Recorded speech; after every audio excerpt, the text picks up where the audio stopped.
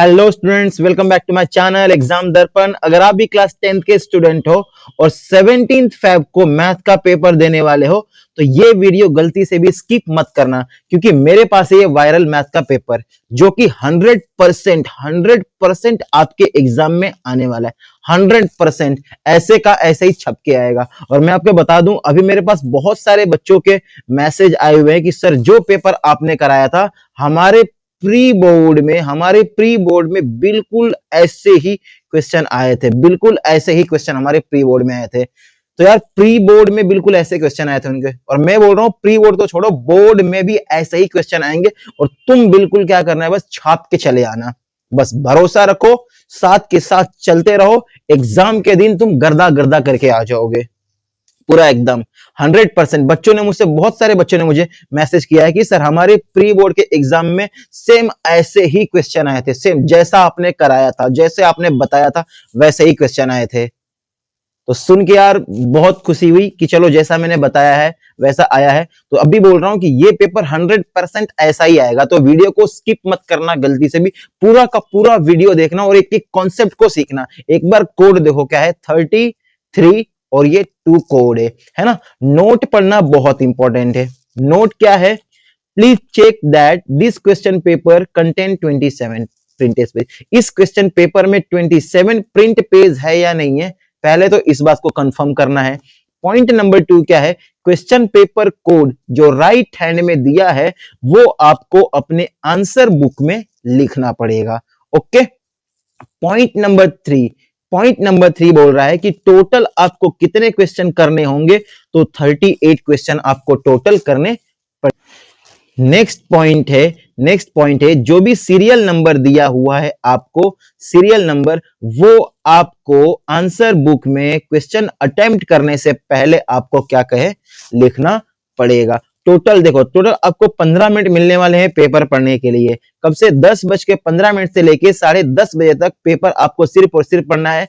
इस टाइम में कैंडिडेट अपनी आंसर बुक में कुछ भी नहीं लिखेगा, कुछ भी नहीं लिखना है। ओके, कुछ भी नहीं लिखना है। आई बात समझ में। बहुत सारे बच्चों ने देखो मुझसे बोला है कि सर जैसा आप करा रहे हो वही पेपर आ रहा है, तो आप भी करो साथ में, साथ के साथ करते रहो और यही पेपर आएगा एकदम। अभी प्री बोर्ड हो रहे बच्चों के, प्री बोर्ड में बच्चों ने मुझसे बोला है। आगे देखते हैं। देखो आपको टाइम कितना मिलेगा, तो टाइम आपको मिलने वाला है पेपर सॉल्व करने के लिए 3 घंटे, टोटल 3 घंटे और 15 मिनट पढ़ने के लिए, तो 3 घंटे 15 मिनट टोटल आपको टाइम मिलने वाला है। कितने मार्क्स का होगा जी, तो 80 मार्क्स का होगा। और आज मैं आपको 80 में से 80 पूरा कंफर्म कराने वाला हूं, पूरा कंफर्म। ठीक है। बड़ा खुशी होता है, बहुत अच्छा लगता है जब बच्चे बोलते हैं कि सर आप जो पढ़ा रहे हो वही आ रहा है, बहुत खुशी होती है। और तुम्हारे लिए इतनी मेहनत कर रहा हूं मैं, बहुत बहुत मेहनत कर रहा हूं।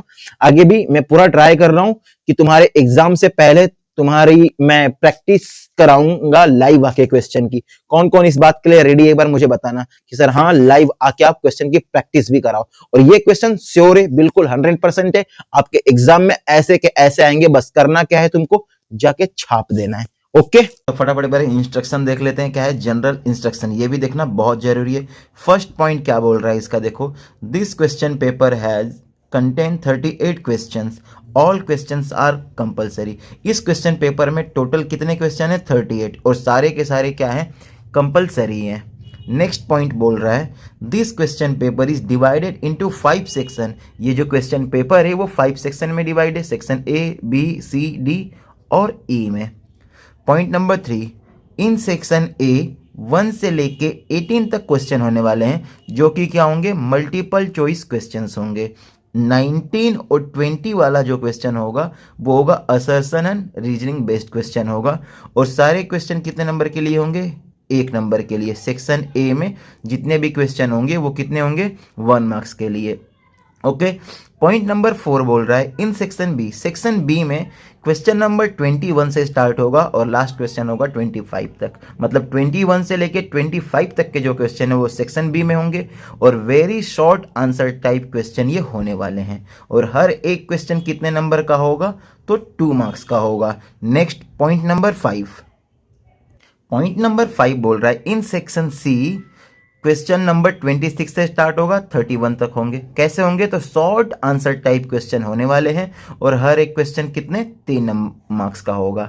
ऐसे ही करते हैं। पॉइंट नंबर 6 में बोला है इन सेक्शन डी 32 से लेके 35 तक के क्वेश्चन होंगे जो कि लॉन्ग आंसर टाइप क्वेश्चन होने वाले हैं और हर एक क्वेश्चन कितने नंबर का होगा? 5 मार्क्स का होगा। सेक्शन ई देखते हैं। Point number 7, in section E question number 36 से स्टार्ट होगा और 38 तक होगा। ये क्वेश्चन जो होंगे केस स्टडी बेस्ड क्वेश्चन होंगे और एक क्वेश्चन कितने मार्क्स के लिए होगा? 4 मार्क्स के लिए होगा। इसमें आपको इंटरनल चॉइस भी मिलेगी। सेक्शन ई में आपको इंटरनल चॉइस मिलेगी 2 मार्क्स वाले में, ठीक है, जो कि केस स्टडी का क्वेश्चन होने वाला है। नेक्स्ट देखते हैं पॉइंट नंबर 8। पॉइंट नंबर 8 क्या बोल रहा है? थोड़ा सा इसे मैं ऊपर करता हूं, चलो ठीक है। पॉइंट नंबर 8 बोल रहा है there is no overall choice. आपको ओवरऑल कोई भी चॉइस नहीं मिलने वाली है। And internal choice has been provided. आपको इंटरनल चॉइस मिलेगी, आपको सिर्फ और सिर्फ इंटरनल चॉइस मिलेगी इन 2 क्वेश्चन, 2 क्वेश्चन के बीच में मिलेगी, ठीक है। सेक्शन बी में कितने चॉइस के लिए क्वेश्चन मिलेंगे? 2 क्वेश्चन मिलेंगे, ओके। 2 क्वेश्चन मिलेंगे आपको सेक्शन सी में, 2 क्वेश्चन चॉइस के लिए मिलेंगे आपको सेक्शन डी में, लेकिन सेक्शन ई में कितने मिलने वाले हैं? तो 3 मिलने वाले हैं। Point number 9, draw NEET diagrams. अगर आपको डायग्राम्स की जरूरत पड़ती है तो नीट एंड क्लीन बनाना है। अगर पाई की रिक्वायरमेंट होती है तो पाई की वैल्यू 22/7 रखना है, ओके, अगर रिक्वायर्ड होता है तो। पॉइंट नंबर 10 है use of calculator is not allowed. Calculator का यूज आपको बिल्कुल भी अलाउ नहीं है। चलिए शुरू करते हैं सेक्शन ए से। तो आपका सेक्शन ए शुरू होता है यहां से। क्या है सेक्शन है? This section has 20 multiple choice questions carrying 1 marks each. कि इस सेक्शन में 20 मल्टीपल चॉइस क्वेश्चन है जो कि हर एक क्वेश्चन के लिए कितने मार्क्स होंगे? 20 मार्क्स होंगे, ओके। देखो बेटा, फर्स्ट क्वेश्चन क्या बोल रहा है? HCF multiply HCM for numbers 30 and 70। कि 70 और 30 का एलसीएम और एचसीएफ का मल्टीप्लाई क्या होगा? तो एक गलती कभी मत करना आप कि एलसीएम इन दोनों नंबर का निकालने शुरू हो जाना और एचसीएफ निकालना शुरू कर देना। ऐसा कभी मत करना कि एलसीएम निकाला और एचसीएफ निकाला और फिर जाके मल्टीप्लाई किया, इसे बहुत टाइम लग जाए। तो करना क्या है? देखो, तुमने पढ़ा होगा HCF मल्टीप्लाई LCM। ये फॉर्मूला था किसके इक्वल होता है? N1 मल्टीप्लाई N2, है ना। कि HCF मल्टीप्लाई LCM किसके इक्वल होगा? तो इन दोनों नंबर के मल्टीप्लिकेशन के इक्वल होगा। तो अगर मैं 30 में 70 का मल्टीप्लाई करता हूं तो कितना आता है? 2100। ऑप्शन नंबर सी अपना क्या हो जाएगा? करेक्ट आंसर इसका हो जाएगा। ऐसे ही करते हैं नंबर 2। नंबर 2 वाला देखो क्या बोल रहा है क्वेश्चन नंबर 2 बोल रहा है कि इस फिगर को देखना है और इस फिगर को देख के हमें बताना है कि इसकी वैल्यू क्या होगी, ए की वैल्यू क्या होगी, बी की वैल्यू किसको सेटिस्फाई करती है। तो एक बार डायग्राम को देखो। डायग्राम ऊपर की साइड ओपन हो रहा है, ऊपर की साइड क्या हो रहा है? ओपन हो रहा है अपवर्ड डायरेक्शन में। तो यहां आपको एक चीज याद रखनी पड़ेगी, ए इज ऑलवेज ग्रेटर देन ए। कि ए हमेशा 0 से बड़ा होगा, जिसकी तरफ मुंह खुलता है वो बड़ा होता है ना। तो ए की वैल्यू तो ग्रेटर हो गई, पैराबोला देख के पता लगा क्योंकि वो ऊपर की तरफ खुल रहा है तो ए की वैल्यू हो गई ग्रेटर। अगर ये नीचे की तरफ खुल रहा होता तो ए लेस देन हो जाता। नेक्स्ट क्या है? अगर इसका वर्टेक्स देखो आप, वर्टेक्स, तो ये कौन से क्वाड्रेंट में जा रहा है? वर्टेक्स जा रहा है 4th क्वाड्रेंट में। 4th क्वाड्रेंट में जाने का मतलब है कि बी की वैल्यू हो जाएगी 0 से कम, बी की वैल्यू हो जाएगी 0 से कम। तीसरी चीज सी के बारे में क्या देखना है? अब जरा सी को देखो। अगर ये पॉइंट जो है ये अपनी एक्स एक्सिस हो गई और ये वाई एक्सिस हो गई और यहां इसको कट कर रहा है। अगर इसे मैं पॉइंट पी बोल दूं, यहां इसे कट कर रहा है, तो यहां का कोऑर्डिनेट क्या होगा? तुम बोलोगे सर एक्स पे तो 0 है और वाई पे आप कुछ भी रख लो, वाई पे आप कुछ भी रख लो। तो वाई पे मैं सी कर लेता हूं, तो इसका कोऑर्डिनेट तो ये हो गया। तो इसके अकॉर्डिंग अगर इसमें मैं वैल्यू अब पुट करूं, ये कोऑर्डिनेट जो दिए हुए हैं मेरे पास, कि अगर ये इक्वेशन टोटल y के इक्वल है, y is equal to A square plus B X plus C, where x क्या है, 0 है, तो यहाँ x इज इक्वल टू 0 रखने पे सॉल्व करता हूँ, तो y इज इक्वल टू अगर 0 रखूंगा तो a मल्टीप्लाई 0 का square plus b multiply 0 plus c, y की वैल्यू क्या हो जाएगी, ये तो पूरा पार्ट 0, ये भी पूरा पार्ट 0, y की वैल्यू जो है c के इक्वल हो जाएगी,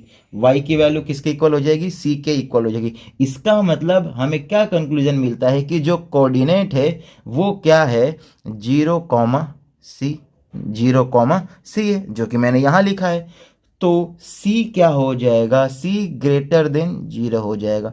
अब ये तीनों कंक्लूजन आपने को किस में मिल रहा है यही देखना है, फर्स्ट वाले में है, सेकंड वाले में या थर्ड वाले में। ए फर्स्ट वाला ठीक है, बी सेकंड वाला ओके है, सी ओके है, मतलब ऑप्शन नंबर ए अपना क्या है, बिल्कुल इसका करेक्ट आंसर है। ठीक है, आप एक चीज और कर सकते थे कि अपवर्ड है तो ए ग्रेटर देन होगा, अगर डाउनवर्ड होता तो क्या होता है, ए लेस देन होता, तो इसके अकॉर्डिंग तो ये वाला ऑप्शन तो ऐसे ही कट हो गया, ये वाला ऑप्शन ओके है, ये वाला ऑप्शन। अब दो ऑप्शन में से फिर निकालना पड़ता, फिर मैं बी देखता, बी से डायरेक्ट कंक्लूजन क्लियर हो जाता कि ये भी नहीं हो पाएगा, ये होगा, डायरेक्ट कर सकते थे आप ऐसे भी, अगर कॉन्सेप्ट क्लियर है तो। आई बात समझ में, आ जाओ ऐसे करते हैं क्वेश्चन नंबर थर्ड। हम क्वेश्चन नंबर 3 में ग्राफ दिया हुआ है और ये दो इक्वेशन दी हुई है और दोनों इक्वेशन को देख के हमें बताना है कि यूनिक सॉल्यूशन होगा, नो सॉल्यूशन होगा, infinite many, exactly one solution होगा, कब क्या होगा, यही बताना है हमें। पहले तो ये देखो, ये लाइन अगर L है, ये लाइन अगर M है, अगर ये दोनों एक दूसरे को इंटरसेक्ट करती हैं वन पॉइंट पे तो हम उसको बोलेंगे कि यूनिक सॉल्यूशन है। ठीक है, अगर दो पॉइंट पे ये कट कर दे एक दूसरे को तो मैं बोलूंगा जी टू सॉल्यूशन है। अगर ये लाइन एक लाइन के ऊपर दूसरी वाली लाइन आ जाए कुछ इस तरीके से, मैं बोलूंगा मैनी सॉल्यूशन। पर ये तो एक दूसरे को कहीं कट ही नहीं कर रही हैं, ये क्या है, पैरेलल वाला केस है, तो इसको मैं बोलूंगा नो सॉल्यूशन। बहुत ईजी था ना, इसको सॉल्व करने मत बैठना कि A1 A2 B1 B2 की वैल्यू निकाला और सॉल्व किया, ऐसी गलती नहीं करना है अपने को, बहुत ईजी लगा ना। तो आ जाओ करो क्वेश्चन नंबर 4, सुन के ही तुम्हारा दिमाग हिल जाएगा थोड़ा सा। देखो क्वेश्चन नंबर 4 क्या बोल रहा है, मैंने देखो हमेशा बोलता हूं आपको पेन और कॉपी अपने साथ लेके बैठो, अभी भी वीडियो पॉज करो और फटाफट पेन और कॉपी लेके बैठो और साथ के साथ मेरे सॉल्व करते रहो। ठीक है, कौन कौन करता है सॉल्व, अटेंडेंस लगाना एक बार कमेंट में कि हाँ जी सर मैं करता हूँ। ठीक है, क्वेश्चन पढ़ते हैं। In the math olympiad, math का ओलंपियाड 2020 में कहाँ है, एनिमल प्लैनेट पे। ले बेटा, एनिमल प्लैनेट पे 2020 में ओलंपियाड हुआ था, मुझे तो पता ही नहीं लगा, किस किस को पता लगा भाई बताना कि 2020 में एनिमल प्लैनेट पे ओलंपियाड हुआ है, किसके बीच हुआ है, डोंकी की साइड। अब अगर गधा वहाँ पार्टिसिपेट करेगा कुछ सॉल्व करने में तो मिस्टेक तो क्या है, वो करेगा ही करेगा, मिस्टेक क्या है, करेगा। मतलब कहने का मतलब ये है कि एनिमल प्लैनेट पे 2020 में ओलंपियाड हुआ, डोंकी की साइड से मिस्टेक हो गई, मिस्टेक नंबर 1 और मिस्टेक नंबर 2 लिखी हुई है और इन्हीं दोनों मिस्टेक को मिला के एक हमें क्या बताना है, एक क्वाड्रेटिक इक्वेशन बताना है, क्वाड्रेटिक इक्वेशन बताना है। तो सबसे पहले देखो हुआ क्या, बोल क्या रहा है, पहली mistake, one of them made a mistake, उनमें से एक ने मिस्टेक किया, in the constant term, constant term में मिस्टेक हुई। ठीक है, एंड गोट द रूट्स, और उसको रूट्स क्या मिले हैं, 5 और 9 मिले हैं। मुझे ये बताना कि इक्वेशन होती है ax square plus bx plus C is equal to 0, quadratic equation होती है।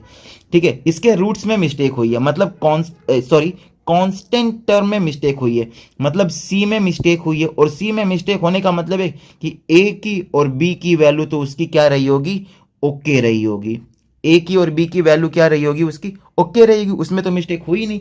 अगर उसमें मिस्टेक हुई नहीं तो इसका मतलब sum of zeros alpha plus beta जो कि होता है -b/a इज इक्वल टू कितना है 9 और 5 दोनों को ऐड करके लिखूंगा, ये हो गया 14। इतनी बात आई समझ में। ऐसा क्यों लिखा सर आपने? क्योंकि उसकी मिस्टेक हुई है कांस्टेंट टर्म में, तो ए और बी में कोई मिस्टेक हुई नहीं है, और ए और बी को क्या मिला के बनता है सम ऑफ जीरोज, जिसका मतलब होता है -b/a, और 9 और 5 दिया हुआ है, दोनों को ऐड किया तो हो गया 14। आई बात समझ में।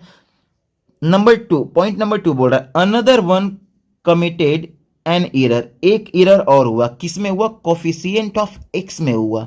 तो यहां जो इक्वेशन है एक्स स्क्वायर का कोफिशिएंट ए है, एक्स का कोफिशिएंट क्या है? बी है। मतलब मिस्टेक कहां हुई है?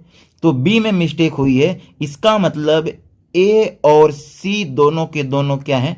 ओके है। ए और सी ओके है। कोफिशिएंट ऑफ एक्स में मिस्टेक हुई है, एक्स स्क्वायर का कोफिशिएंट ए है, एक्स का कोफिशिएंट बी है, मतलब बी में हुई है मिस्टेक। ए और सी सही है, और ए और सी को हम बोलते हैं प्रोडक्ट ऑफ जीरोज, जिसका मतलब होता है c/a, और इसकी वैल्यू दी हुई है 12 और 4, 12 और 4। तो 12 और 4 का क्या करूंगा मैं? मल्टीप्लाई करूंगा। इनमें से एक अल्फा है और एक बीटा है, तो 12 4 जा 48। अब बात आती है इक्वेशन लिखने की। सर जी इक्वेशन कैसे लिखें, कैसे होगा? तो चलो उसके लिए एक शानदार धमाकेदार ट्रिक है, जरा ध्यान दो। क्या है trick? X square minus sum of zeros, और ब्रैकेट बंद करके लगाओ एक्स, और प्लस प्रोडक्ट ऑफ जीरोज लगा के 0। आई बात समझ में ट्रिक? एक्स स्क्वायर है, एक्स स्क्वायर ऐसे ही रहने दो, माइनस सम ऑफ जीरोज कितना आया भाई साहब? 14। तो यहां लिखो 14x, ओके, प्लस का साइन है, प्लस प्रोडक्ट ऑफ जीरोज कितना है? तो बोलो 48, और ये हो गया 0। देखो ये इसका हम शक्ल कौन है? ऑप्शन नंबर ए नहीं है जी, ऑप्शन नंबर बी नहीं है जी, सी, ऑप्शन नंबर सी नहीं, option number C, D, option number D इसका बिल्कुल क्या है? हम शक्ल है।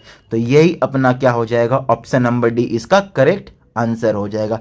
आई बात समझ में आपके? ठीक है, आ जाओ बढ़ते हैं क्वेश्चन नंबर 5 की तरफ। एक नंबर अच्छा क्वेश्चन नंबर 5 क्या बोल रहा है? What is the common difference of an AP in which A18 minus A14 is equal to 32। मतलब 18 टर्म का और 14 टर्म का डिफरेंस जो है 32 है। तो A18 को हम लिख सकते हैं A plus 17D, minus A14 को लिख सकते हैं A plus 13D is equal to 32। लिख लिया सबने इतना? और ये है गलत। इतना करते ही तुम्हारा आंसर आ जाएगा गलत, क्योंकि पूरा का पूरा A14 वाला पार्ट माइनस का है। तो यहां भी तुम्हें क्या लगाना पड़ेगा? ब्रैकेट लगाना पड़ेगा। और ब्रैकेट नहीं लगा के सॉल्व किया तो काम हो गया, क्योंकि माइनस का कौन आ जाएगा? A आ जाएगा, जबकि माइनस का है कौन? ये पूरा का पूरा पार्ट माइनस का है, ठीक है, ना कि A माइनस का है। तो इसे A प्लस 17D हो गया, माइनस A, माइनस का 13D, और इज इक्वल टू हो गया 32। ये अब ठीक है। A से A हो गया कैंसल, 17D में से 13D माइनस करेंगे तो कितना आ जाएगा बताओ? अच्छा नहीं पता लग रहा तो ऐसे लिख लो 17D minus 13D is equal to 32, और यहां बचेगा आपका 4D इज इक्वल टू 32, और D की वैल्यू हो जाएगी 32 अपॉन में 4, और ये कैंसिल आउट करके आ जाएगा 8। आंसर क्या है? Option number D. थोड़ी सी मिस्टेक होती नहीं कि आंसर माइनस का डी चला आता, अगर किसी को आसान लग रहा हो तो। यहां अगर तुमने ये ब्रैकेट नहीं लगाया होता तो आंसर चला आता इन तीनों में से कोई एक, ठीक है। ऐसे करते हैं। क्वेश्चन नंबर 6 देखो क्या बोल रहा है। क्वेश्चन नंबर 6 बोल रहा है ABCD इज अ रेक्टेंगल, ठीक है जी। ABCD एक क्या है? रेक्टेंगल है। हुज 3 वर्टिसेस, जिसके 3 वर्टिसेस दिए हुए BCD दिया हुआ है। The length of the one its diagonal is, उसके एक डायगोनल का लेंथ क्या होगा? क्या बोल रहा है? तो सबसे पहले तो देखो एक रेक्टेंगल बना लो। रेक्टेंगल बनाने के लिए बोला है तो रेक्टेंगल बना लो। इसका नामकरण कर दो A B C D, clockwise या तो एंटी क्लॉकवाइज, आप कैसे भी कर सकते हो। ठीक है, एक डायगोनल की लेंथ बतानी है। मेरे पास ए सी आ रहा है। ए सी, ए का कोऑर्डिनेट कितना है 4,0 और सी का कोऑर्डिनेट कितना है, ए का कोऑर्डिनेट तो दिया ही नहीं है, बी का दिया हुआ है। बी का दिया हुआ है 4,0, सी का दिया हुआ है 4,3 और डी का दिया हुआ है 0,3। तो ये वाली डायगोनल अपनी निकलेगी, ये वाली डायगोनल। और इस डायगोनल का मतलब है दोनों के बीच का डिफरेंस निकालना पड़ेगा। x1 कर लिया, y1 कर लिया, x2 कर लिया, y2 कर लिया, और ये लगा दिया फॉर्मूला जो कि होता है x2 माइनस x1 का whole square plus y2 minus y1 का whole square. Okay, value put करूंगा इसमें तो x1 कितना है 4, x2 कितना है 0, तो 4 का स्क्वायर प्लस ये हो गया y2 माइनस y1 कितना हो गया, ये 3 का स्क्वायर। सॉल्व करूंगा इसे तो ये हो गया 16 प्लस 9, और इसे सॉल्व करूंगा तो ये हो जाएगा 25। 25 और 25 का स्क्वायर रूट क्या होता है 5। ऑप्शन कौन सा, ऑप्शन नंबर ए हो जाएगा करेक्ट। 25 भी यहाँ दिया ही था। ठीक है, आ जाओ करते हैं ऐसे नंबर 7 का। 7 देखो क्या बोल रहा है, क्वेश्चन नंबर 7 है। नंबर 7 बोल रहा है इन व्हाट रेशियो, किस रेशियो में does x axis divide the line segment joining, coordinate दिया हुआ है और कोऑर्डिनेट दिया हुआ है, कौन सी रेशियो में ये ज्वाइन हो सकते हैं। मतलब हमें क्या पूछ रहा है, m1 और m2 का रेशियो क्या होगा ये पूछ रहा है। तो मैं सपोज कर लेता हूं कि इनका रेशियो k रेशियो 1 है, तो मुझे k की वैल्यू फाइंड करनी है। कोऑर्डिनेट दिए हुए इसके, a का कोऑर्डिनेट है 3,6 और b का कोऑर्डिनेट है -12, -3। ओके, फॉर्मूला आप सबको याद है, x के लिए क्या होता है तो m2x1 अपॉन में m1 प्लस m2 लिख लो।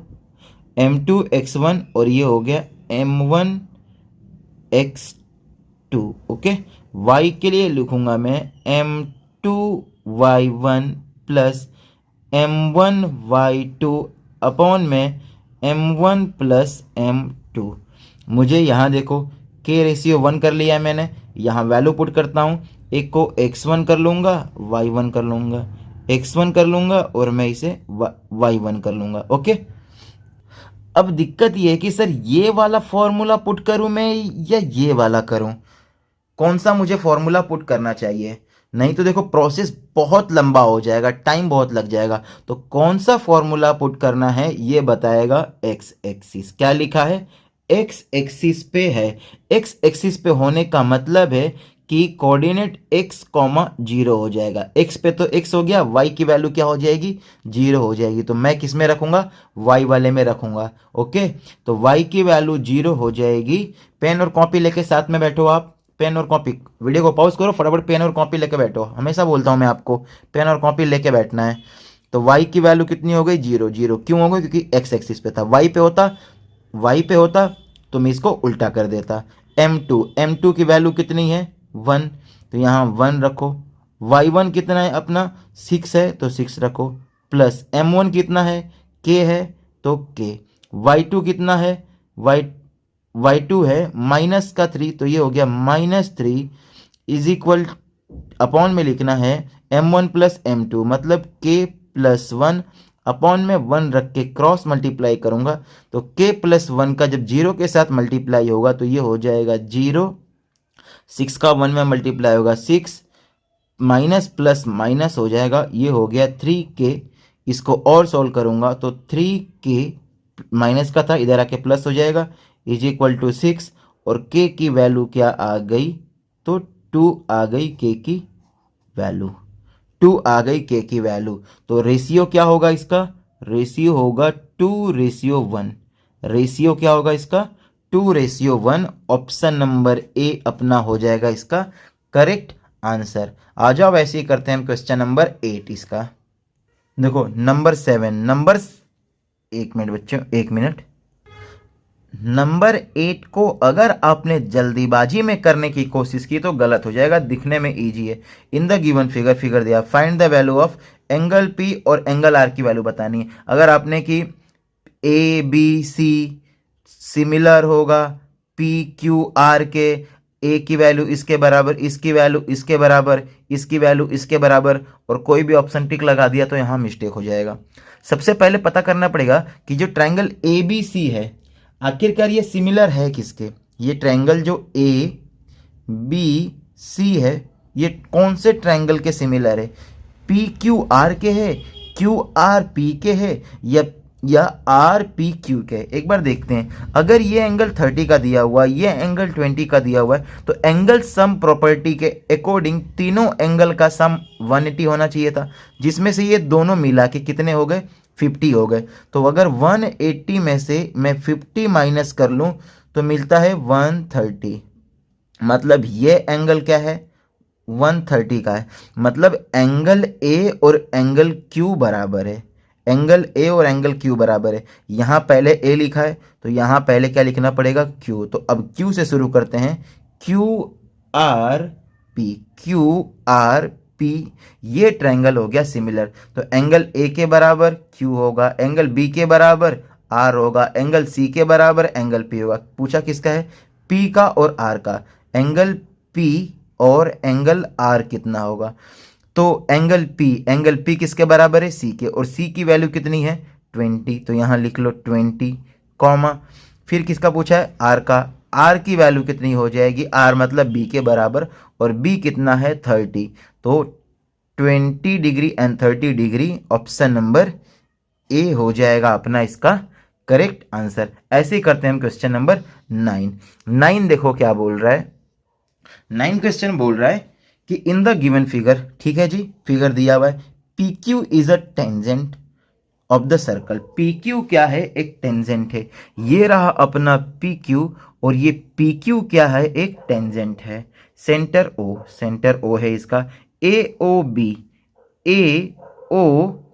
ये जो एंगल है 95 का है, ये एंगल कितने का, 95। देन ए बी क्यू क्या होगा, तो पूछ रहा है ए बी क्यू, ये एंगल कितना होगा।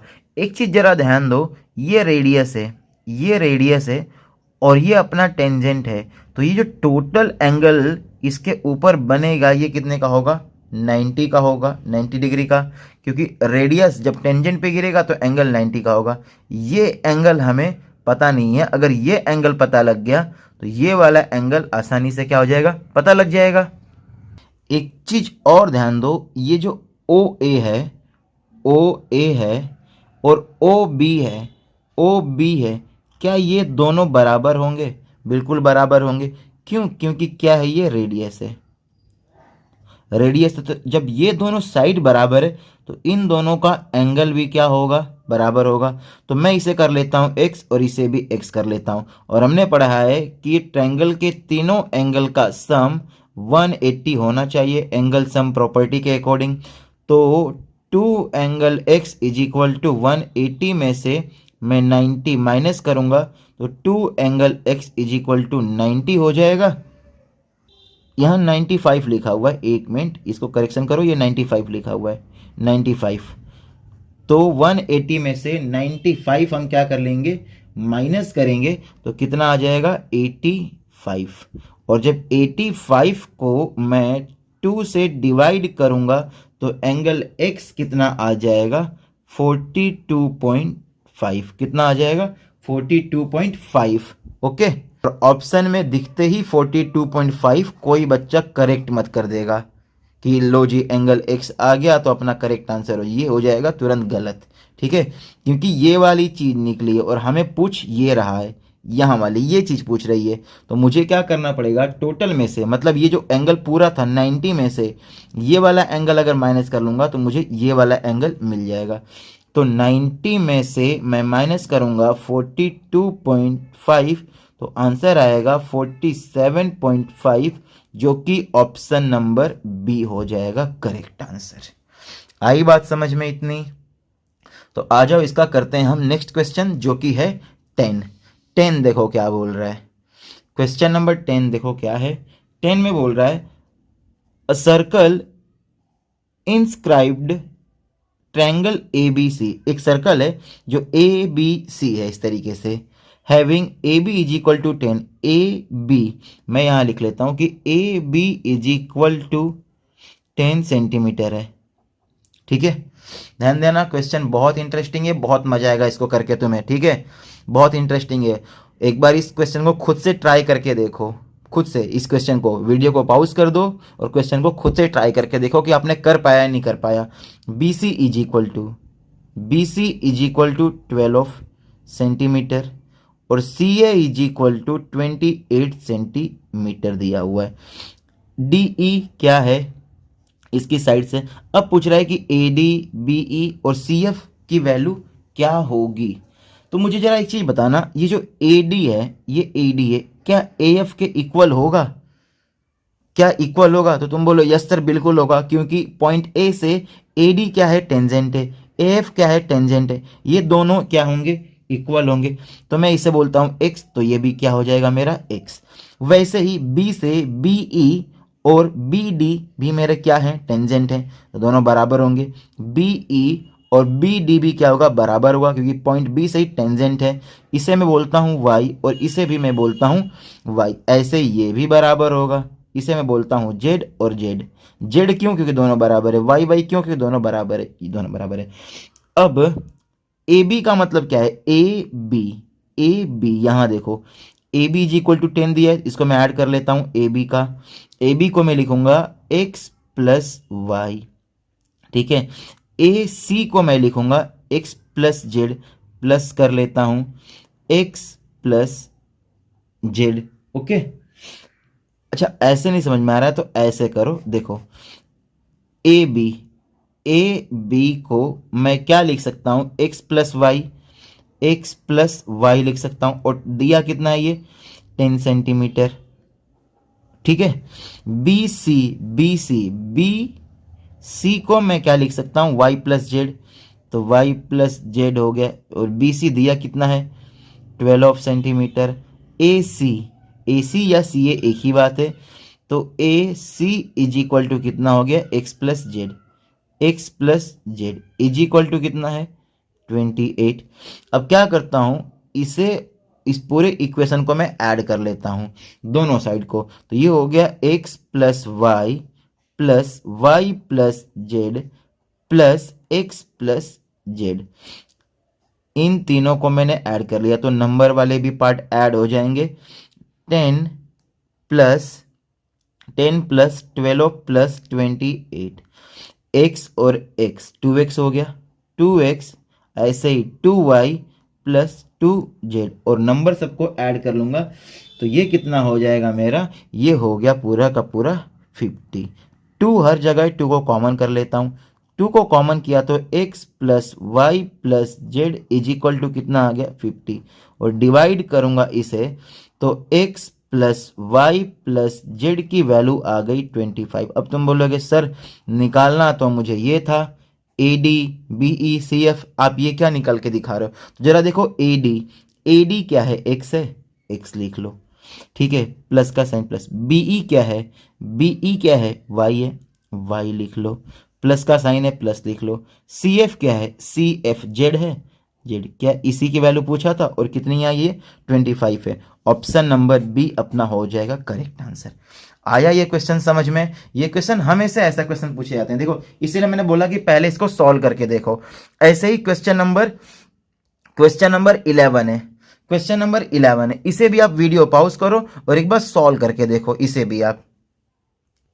नंबर 11 में बोल रहा है 1 plus cot square alpha 1 plus cosec alpha. अगर इसको तुम सोच रहे हो कि अपॉन में 1 लेके एलसीएम लेके मैं कर लेता हूं, तो क्वेश्चन हो जाएगा गलत तुम्हारा।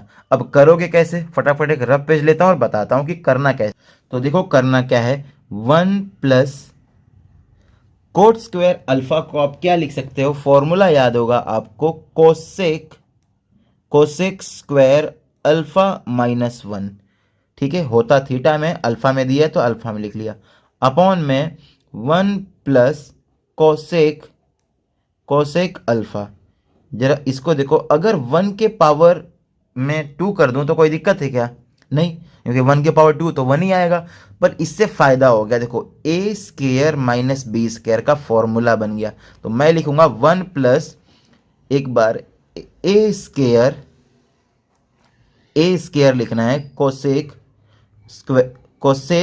अल्फा प्लस 1 एक बार, और एक बार कोसेक अल्फा माइनस 1, ए प्लस बी ए माइनस बी, अपॉन में क्या है 1 प्लस कोसेक अल्फा, प्लस वाले पार्ट से प्लस वाला पार्ट कट जाएगा, 1 प्लस कोसेक अल्फा माइनस 1, और माइनस 1 से माइनस प्लस 1 कैंसिल हो गया, क्या बचा कोसेक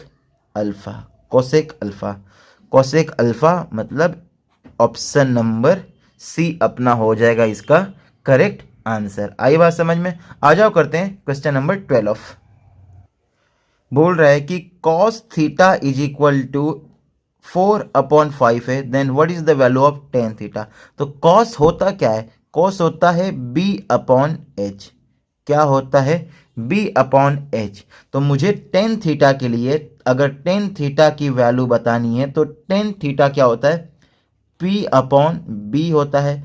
मतलब मुझे p तो पता है, b की वैल्यू निकालनी पड़ेगी, और b के लिए क्या होता है? माइनस होता है।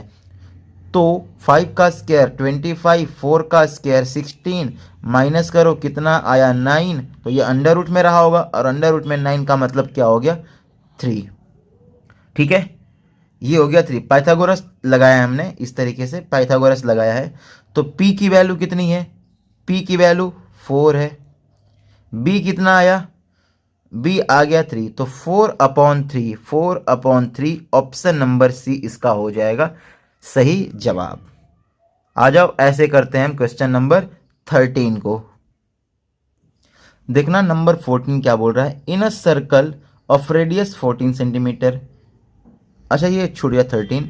अ ladder makes an angle 60 degree. एक लेडर है मतलब सीढ़ी है जो एंगल 60 का बनाती है ग्राउंड के साथ 2 मीटर दूर, अवे फ्रॉम द वॉल, दीवार से 2 मीटर दूर। तो लेडर की हाइट क्या होगी मीटर में? कैसे करना है? एक रफ पेज लेता हूं, फटाफट बताता हूं। समझो ये तुम्हारी वॉल हो गई, और ये इस तरीके से कोई लैडर है। ये दूर कितनी है? तो 2 मीटर। एंगल कितने का है? 60 का है। फाइंड क्या करना है? ये एक्स फाइंड करना है। मुझे बताओ, इसे हम क्या बोलते हैं? एच बोलते हैं, हाइपोटेनियस। ये क्या है? परपेंडिकुलर। और ये परपेंडिकुलर और हाइपोटेनियस आते किस में? ये करते कैसे क्वेश्चन? तो एक नॉन वाली साइड रखते हैं और एक अननोन वाली साइड जो मुझे फाइंड करनी है। तो नॉन में मेरे पास परपेंडिकुलर है, और यहाँ मेरे पास अननोन में क्या है? हाइपोटेनियस है। तो मैं पी और एच को देख रहा हूँ। अगर मुझे ये फाइंड करना होता और ये दिया होता तो इसे मैं क्या बोलता हूँ?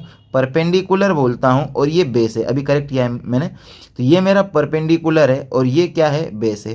तो परपेंडिकुलर और बेस को काउंट करता, पर यहाँ क्या है मेरा? बी और एच है, बी और एच। तो बी और एच आते किस में जरा बताओ? बी और एच किस में आते हैं? तो सेक में तुम बोलोगे सेक, या फिर कॉस ले सकते हो। Sec theta is equal to होता है b/h, और सेक थीटा और थीटा की वैल्यू हो गई 60, b की वैल्यू कितनी है? 2, h की वैल्यू है x। सेक 60 की वैल्यू कितनी होती है? तो 2/1 cos 60 का उल्टा कर लिया तो 2 में x हो जाएगा।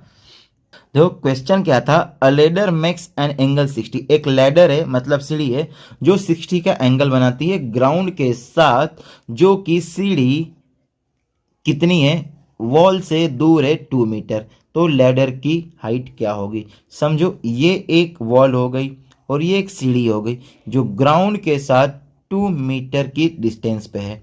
ठीक है, एंगल कितने का है? 60 का है। तो ये इसकी हाइट मुझे फाइंड करनी है लेडर की। मैं इसे क्या बोलता हूँ? बेस बोलता हूँ। इसे क्या बोलता हूँ? हाइपोटेनियस बोलता हूँ। ये मेरी नोन साइड हो गई और ये अननोन साइड हो गई। तो एक नॉन और एक का नॉन लेना होता है। और ये बी और एच आता किस में है, बी और एच, तो तुम बोलोगे सर सेक और कोस दोनों में आता है, मैं सेक थीटा ले लेता हूँ, आप कोस भी ले सकते हो, कोई दिक्कत नहीं, आंसर हमेशा आपका सेम ही रहेगा। ओके, कॉस तो हो गया ये सेक 60 इज इक्वल टू एच की वैल्यू कितनी है, एच की वैल्यू एच है, बी की वैल्यू कितनी है 2 है, सेक 60 की वैल्यू कितनी होती है, कॉस 60 का उल्टा, कॉस 60 1/2 होता है, तो ये 2/1 हो गया। एच अपॉन में 2 क्रॉस मल्टीप्लाई करूँगा, एच मतलब लेडर की हाइट कितनी आ गई 2 मीटर आ गई, 2 मीटर आ गई। 2 का 2 में मल्टीप्लाई करना था, ये 4 हो रहा है, ऑप्शन कोई नहीं था ना, option number C, option number C क्या हो जाएगा करेक्ट आंसर। 2 का 2 में मल्टीप्लाई करना था, मैंने डायरेक्ट 2 ही लिख दिया था, सॉरी। ये h का 1 में होगा h, 2 का 2 में होगा 4 आ गया। ओके, देखो बेटा नंबर 14 क्या है, in a circle radius 14 centimetre an arc subtending an angle 120 at the centre, if √3 is equal to 1.37 इसकी वैल्यू दी हुई है, area then the area of segment of the circle, उस सर्कल का सेगमेंट का एरिया कितना होगा, रेडियस कितना दिया हुआ है 14 सेंटीमीटर, एंगल कितना है, एंगल मतलब थीटा कितना है 120। अभी तक आपको पेपर बहुत इजी लग रहा होगा, तो ये क्वेश्चन भी ऐसा ही बहुत इजी है, और ये आपका है आज का होमवर्क। और मुझे बताना इसका आंसर क्या आया है, मुझे बताना कि इसका आंसर क्या आया है। रेडियस दिया हुआ है, एंगल दिया हुआ है, पूछ क्या रहा है area of the segment of the circle, इस सर्कल के सेगमेंट का एरिया क्या होगा, सेगमेंट पता है ना, ये सर्कल हो गया, इस तरह कट किया तो ये माइनर सेगमेंट, और ये वाला पार्ट हो गया आपका मेजर सेगमेंट। बताना क्या है और कितना टाइम लगा, और इसी क्वेश्चन को मैं विद इन 5 सेकेंड आपको करके दिखाऊंगा अगले आगे चल के, ठीक है। मुझे बताना, ये आपका आज का होमवर्क है, मुझे सॉल्व करके बताना कि इनमें से कौन सा ऑप्शन नंबर करेक्ट है। आप सिर्फ ऑप्शन लिख के जो भी सही होगा, जैसे ये ऑप्शन सही है तो 130, अगर ये सही है तो ऑप्शन ए 124, अगर ये सही है तो ऑप्शन सी 120 कर लेना। जो भी सही होगा मुझे कमेंट करना कौन सा आंसर सही है। ये आपका आज का क्या है होमवर्क। क्वेश्चन नंबर 15, ठीक ऐसा ही क्वेश्चन है, a pendulum swings through angle, angle कितने का है, तो एंगल बोलो 30 का है, कितने का है 30 का, आर्क कितने का है, आर्क कितने का है, आर्क मीन्स हो जाएगा रेडियस, आर्क टोटल आर्क दिया हुआ है आर्क, तो आर्क लिख लेंगे हम, कितना है 8.8 सेंटीमीटर लेंथ है। Find the length of the pendulum, length of pendulum मतलब आर हमें रेडियस फाइंड करना है, आर मतलब रेडियस फाइंड करना है, इसकी टोटल लेंथ आर की दी हुई है, ठीक है।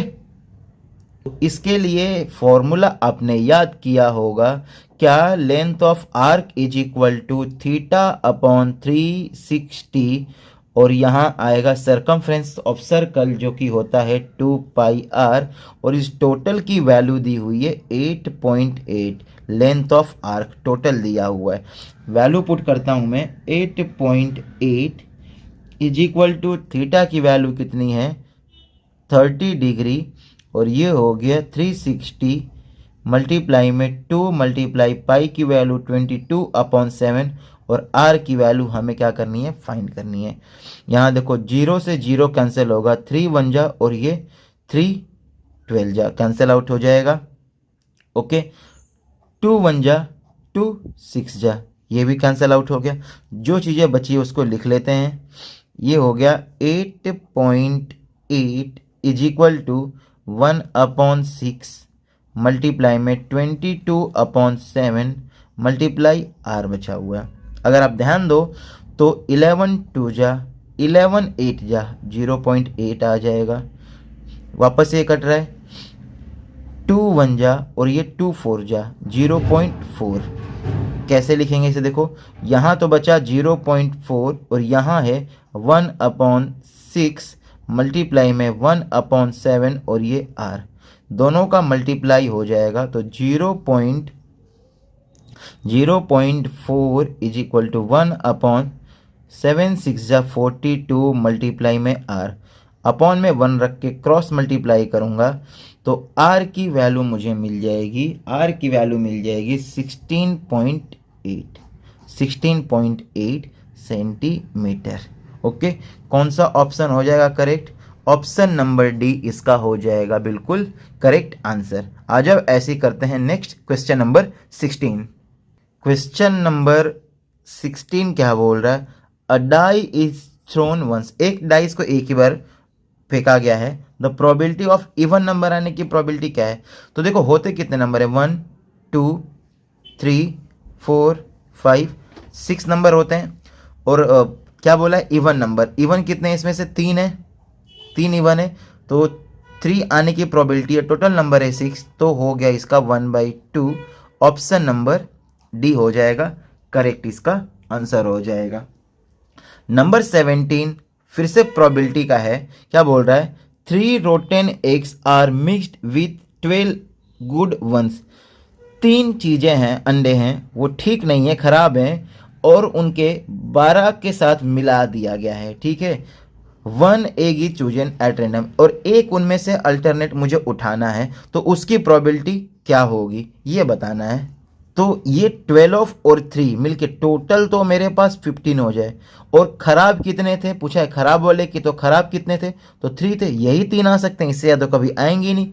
तो ये 3 हो गया, डिवाइड करूंगा, 3 1 जा 3 5 जा, कितना हो गया? ऑप्शन नंबर सी इसका हो जाएगा करेक्ट आंसर। नंबर 18 क्या बोल रहा है? The distribution below gives marks obtain 80 student.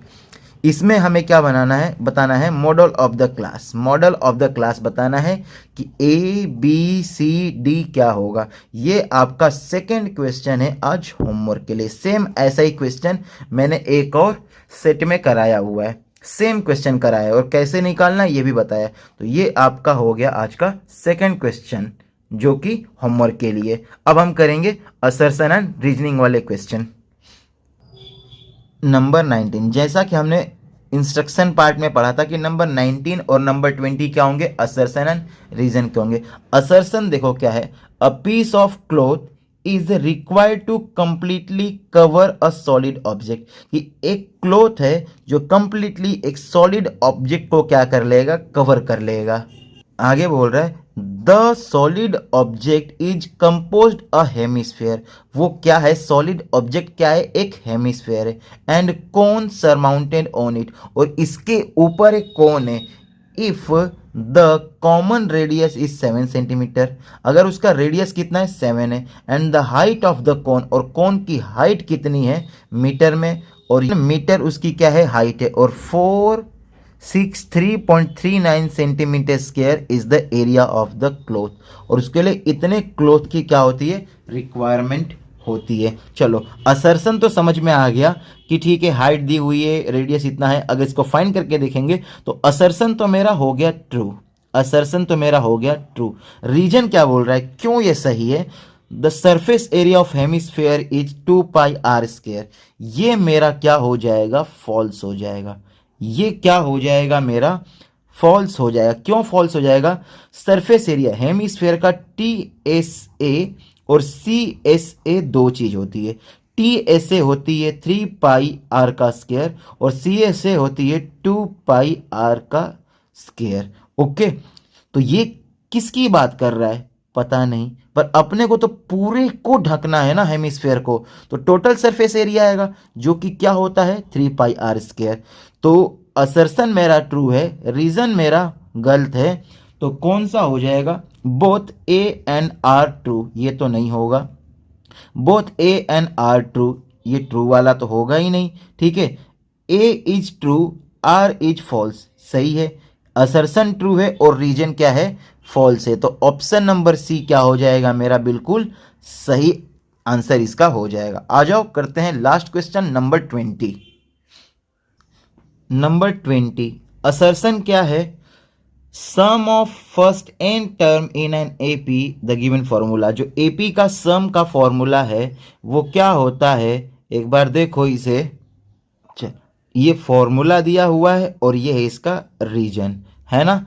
Option number A B C D ये आज का है आपका थर्ड होमवर्क। मुझे बताना कि इसका आंसर क्या होगा। टोटल आज मैंने आपको 3 क्वेश्चंस होमवर्क के लिए दिया और तीनों के आंसर मुझे बताना सही सही, ठीक है।